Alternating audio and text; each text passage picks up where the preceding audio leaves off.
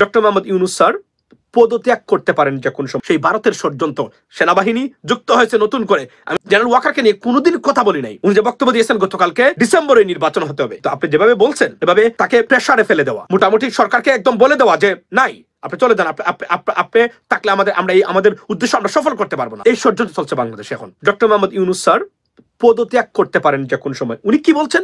উনি বলছেন এই ধরনের রাজনৈতিক মিথ্যা প্রপাগান্ডা আমি কাজ করতে পারবো না। উনার বক্তব্যটা এটা আমি আপনাদেরকে পড়ে শোনাতে পারি। এখানে উনি বলেছেন, এখানে যে জায়গাতে উনি বলেছেন, আচ্ছা যে জায়গাতে উনি বলেছেন সেটা হচ্ছে যে ধরনের অবস্থা চলছে এখন, মানবিক করিডোর নয়, corridor is not the issue. আপনি বন্দর নিয়ে যে ধরনের মিথ্যাচার হলো কয়েকদিনের ভিতরে, এগুলো unbelievable.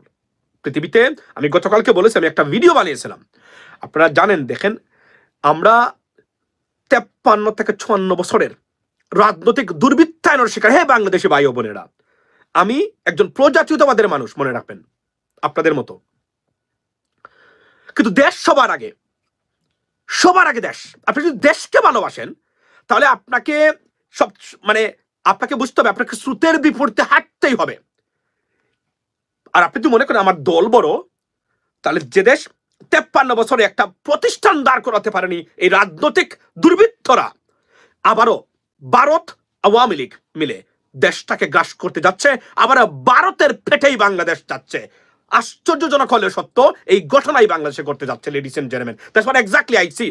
Because doctor Muhammad Yunus সবচেয়ে বড় মাথা ব্যথাচ্ছেন ভারতের, বিকজ এত ষড়যন্ত্র করে কোনো কিছু করতে পারে না বাংলাদেশের বিরুদ্ধে।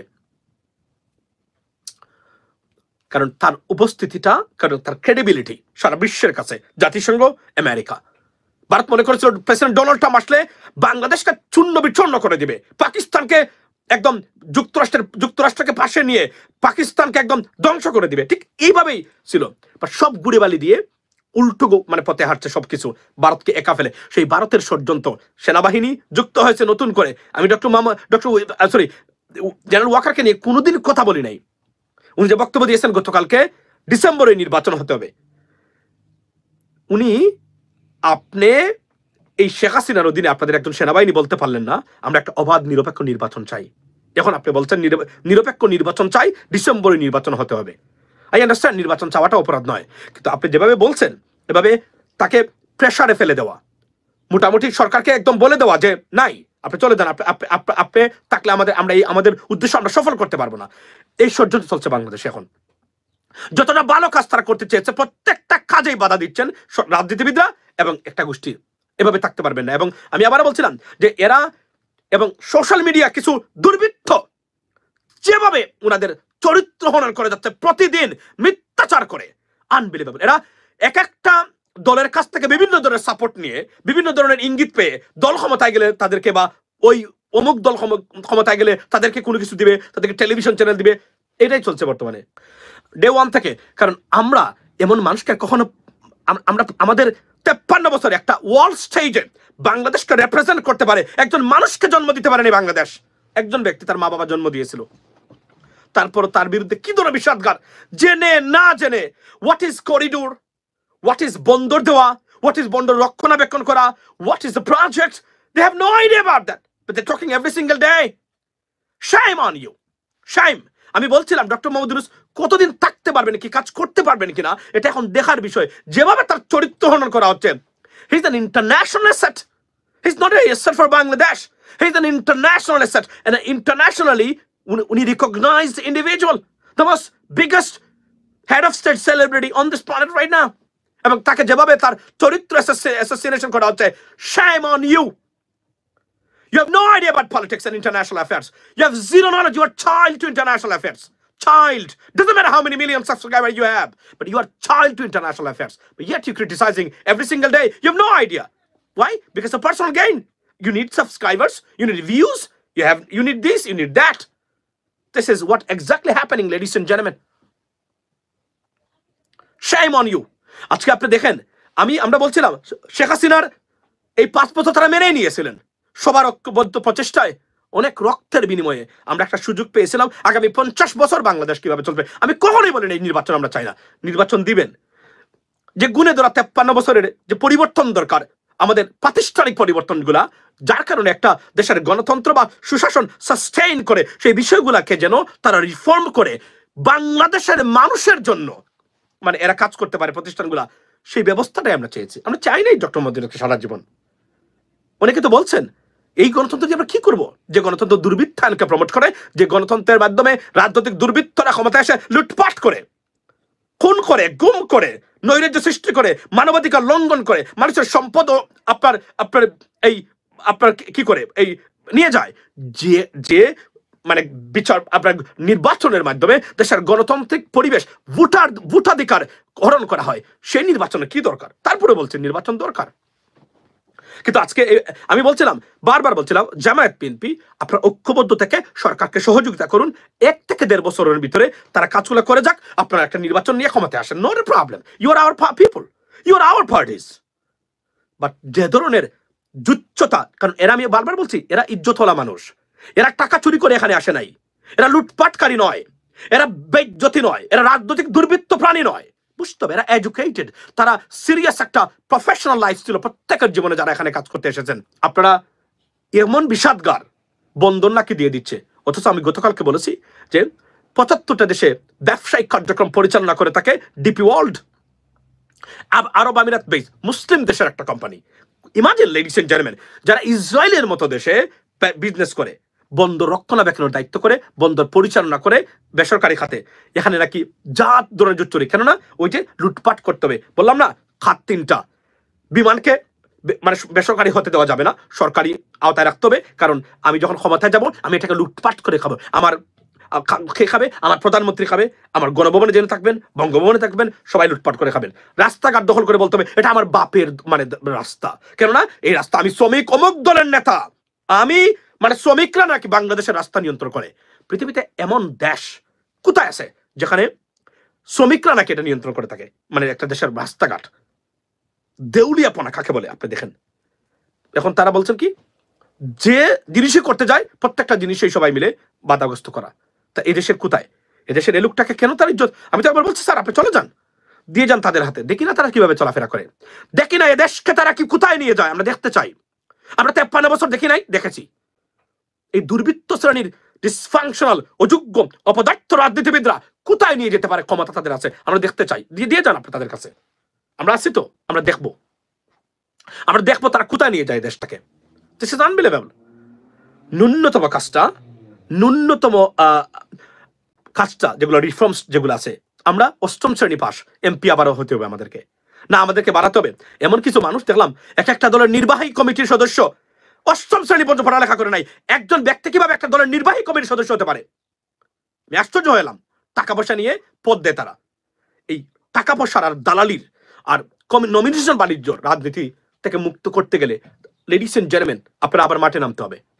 আরো একটা 5th of August বা জুলাই বিপ্লবের নামে দেশের দুর্বৃত্তায়িত রাজনীতিবিদদের বিরুদ্ধে আপনাদেরকে মাঠে নামতেই হবে, তার কোনো বিকল্প নেই। না হলে এদেশ আবারও ভারতের দখলে, আওয়ামী লীগের দখলে যাচ্ছে। Wait for that, it's not that far, pretty soon আসতেছে। আমরা বলছি যে 1 থেকে 1.5টা বছর আপনারা অপেক্ষা করুন, 1 থেকে 1.5 বছরের ভিতরে রিফর্মস সম্পন্ন করে সরকারকে সহায়তা করুন। সরকারের ভুল আছে, অফকোর্স সরকারের ভুল আছে, অনেক উপদেষ্টা পরিষদের অনেক মানুষ নেওয়া হয়েছে, যে মানুষগুলো আসলে, মনে রাখবেন, government is a political institution. এখানে রাজনৈতিক কিছু টাচ জ্ঞান যদি না থাকে এবং ক্ষমতা না থাকে বা দক্ষতা না থাকে, আপনি পারবেন না। এজন্য আমি বলছিলাম যে কিছু কিছু মানুষ যারা রাজনীতি করে কিন্তু খুবই লেখাপড়া জানা এবং স্বচ্ছ মানুষ, তাদেরকে যেন অন্তর্ভুক্ত করা। সরকার এটা পারে নাই বলে টাফ মানুষ, ফর এক্সাম্পল অলি আহমদের মতো ব্যক্তিকে স্বরাষ্ট্র উপদেষ্টা দেওয়া যেতে পারতো। অলি আহমদ তাহলে অন্য পরিস্থিতি হতো আজকে বাংলাদেশের, মানে বিশেষ করে ল এনফোর্সমেন্ট এজেন্সিতে পরিবর্তনটা আমরা অন্যভাবে দেখতে পারতাম।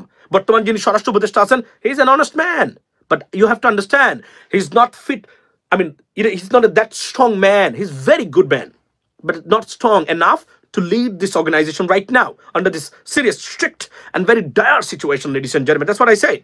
এখন আমাদের সেনাবাহিনী প্রধান বলছেন নির্বাচন ডিসেম্বরে হতে হবে। আই আন্ডারস্ট্যান্ড নির্বাচন দরকার, তো আপনাদের সেনাবাহিনী তো শেখ হাসিনাকে রেখেছিলেন আপনারা 16টা বছর। আপনারা ফুল দিয়ে মানুষের ভোট চুরি করার পরে ফুল দিয়ে সে আজিজ কিভাবে এবং 3 বাহিনীর প্রধান কিভাবে আপনারা আমন্ত্রণ মানে তাকে সম্ভাষণ বা মানে অভিনন্দন জানিয়েছিলেন, আমরা কি বলে গেছি সেই দৃশ্য? আমরা এখনো সেটা বলে নাই। আজকে আপনারা কি করতেছেন? এখনো কোনো কাজ হয় নাই, এখনো বিচার হয় নাই, এখন আমাদের রিফর্মস হয় নাই। আমাদের প্রার্থীর আগামীতে আপনার সংসদ সদস্যদের প্রার্থীর ন্যূনতম যোগ্যতা কি হবে আমরা জানি না। আমরা ষষ্ঠম শ্রেণী পাস, অষ্টম শ্রেণী পাস, আমরা ওই মানে রেস্টুরেন্টের শেফ, এরা এখন হয়ে যাবে এমপি হওয়ার জন্য দৌড়ে আছে, টাকা আছে এমপি হতে পারবে। এই রাজনীতির পরিবর্তনের জন্য ডক্টর মোহাম্মদ ইউনূস এসেছিলেন, কিন্তু আপনাদের অসহযোগিতা এবং দুর্বৃত্তায়ন, দেশবিরোধী বিভিন্ন দেশের কার্যক্রম এবং বাটপাড়ি আপনার প্রতিষ্ঠা করেছেন এই দেশের উপরে। একজন ভালো মানুষ, সৎ মানুষ কখনোই এই ধরনের মানে আপনার স্ট্রিক্ট প্রেশারে তাকে কাজ করা সম্ভব না। বেইজ্জত বেহায়া ছাড়া কাজ করতে পারবে না ভালো করে। উনি তো রাইট বলেছেন। আমি বলছি স্যার, আপনি যদি পারেন না, যদি মনে হয় যে না একটা নির্বাচন দিয়ে চলে যেতে হবে, আমি মনে করি আপনার এখন আর থাকা উচিত নয়। You need to resign or step down right now. Y?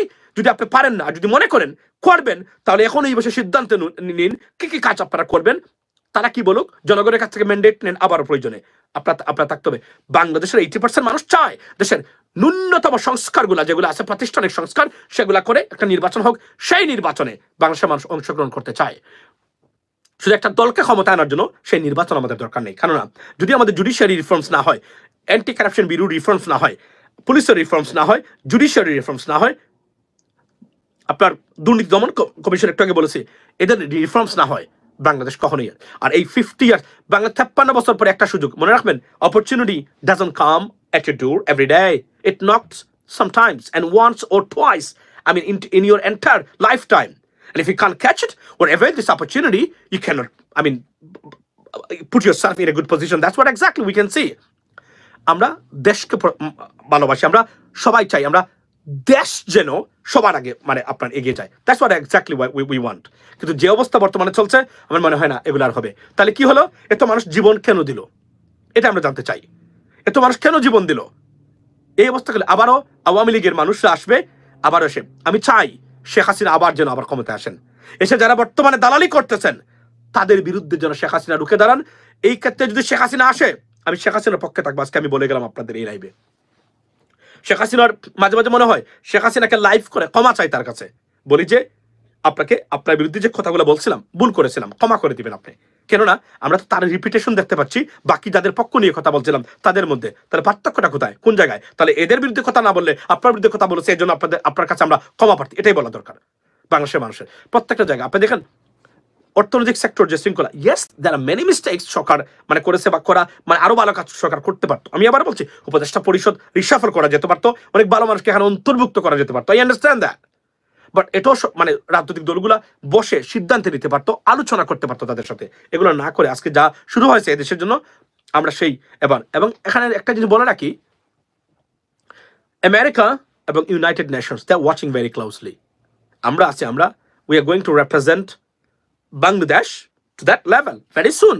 আমি প্রতিদিন আমি বললাম বাংলাদেশের মানুষকে রিপ্রেজেন্ট করব, নট দ্য গভর্নমেন্ট, ইনশাল্লাহ। এবং দেখি আমরা তারা কিভাবে পরিচালনা করেন এই সরকার, মানে রাজনৈতিক মানে বাংলাদেশকে।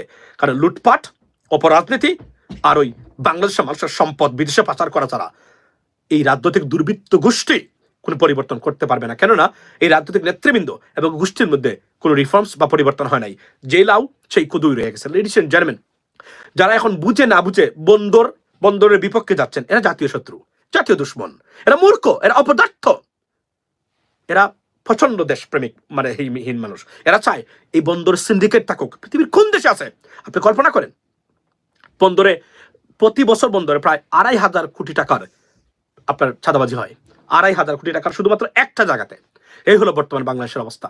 অথচ পৃথিবীর কোন দেশের বন্দরে আমরা বন্দর যদি আমরা ঠিক করতে পারি, সিঙ্গাপুর, কলম্বো, ভারতের বন্দর পেরিয়ে বাংলাদেশের বন্দর হতে পারে নাম্বার 1 ডেস্টিনেশন ফর ইন্টারন্যাশনাল এই আপনার এই বিজনেস এন্টিটির জন্য।